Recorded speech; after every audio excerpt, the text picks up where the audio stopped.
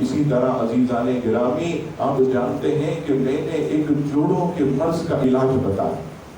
اور اس میں سورہ علق، اور سورہ علق کے اندر یہ سجدہ کرنا ہوتا، سجدہ تلاوت کرنا ہوتا۔ تو یہ جو سورہ علق ہے، سورہ فلق نہیں، سورہ علق، اقرأ بسم ربک الذی خلق، یہ اللہ اکبر قرآن مجید فرقان حمید کی ایک پوری سورت جو کہتے ہیں کہ سب سے پہلے نازل، سب سے پہلے جو ہے وہ نازل ہوئی۔ اللہ اکبر، اس سورت کو اگر کوئی شخص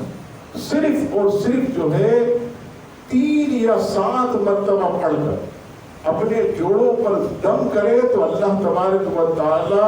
جوڑوں کے مرض سے اسے شفا ہوتا ہے۔ لیکن یہاں یاد رکھیے گا کہ پہلے 3 یا 7 مرتبہ پوری سورت پڑھ لیں، پڑھنے کے بعد ایک ساتھ جو ہے وہ 3 یا 7 سجدے کر، سجدہ تلاوت یہ ضروری ہوتا ہے۔ اور جب پڑھیں تو دیکھیے گا کہ کوئی مکروہ وقت نہ ہو،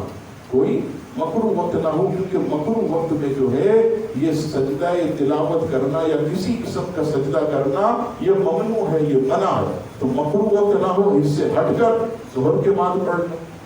مغرب کے بعد پڑھ لیں، عشاء کے بعد پڑھ لیں، اور پڑھنے کے بعد دم کر لیں اور 7 یا 3 سجدے کر لیں، تو انشاءاللہ تعالیٰ اس کی برکت سے جو ہے اللہ تعالیٰ آپ کی بیماریوں کو دور فرمائے گا۔